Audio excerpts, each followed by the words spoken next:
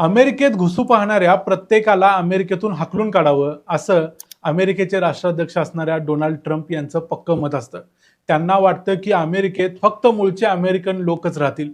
पण ते ही गोष्ट विसरतात की अमेरिका हा देशच मुळात जगभरातल्या वेगवेगळ्या देशातून अमेरिकेत जाऊन राहिलेल्या लोकांनी बनलेला आहे.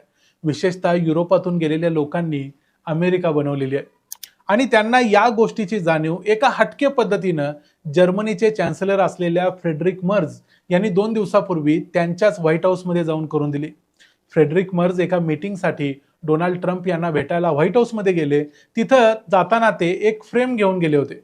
ही फ्रेम त्यांनी डोनाल्ड ट्रम्प यांना दिली आणि सांगितलं की तुमचे आजोबा फ्रेडरिक ट्रम्प हे जर्मनीचे रहिवासी होते. त्यांचा जन्म 1869 ला जर्मनीत झाला आणि हे फ्रेडरिक ट्रम्प यांच्या जन्माचा दाखला आहे. तो तुम्हाला मी माझ्याकडून गिफ्ट म्हणून देतो.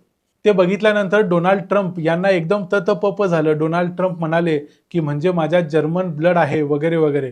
ते त्यांच्या स्टाईलनं तिथून पुढे जे काय आहे ते बोलले. त्यांनी फ्रेडरिक मर्ज यांचे आभार देखील मानले.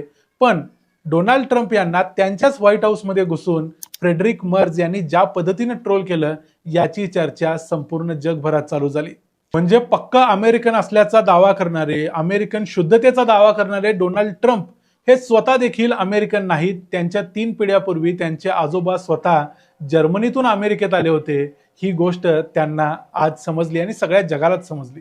हा व्हिडिओ तुम्हीही बघा. तुम्हाला काय वाटतं ते कमेंट्समध्ये सांगा. This is the birth certificate of Donald Trump's grandfather, born in 1869, close to Bad Dürkheim, right? Yeah. That's called And his serious. Christian name was Friedrich. Right? That's serious German. Serious right? German name. That's serious German. Bad Dürkheim is serious German.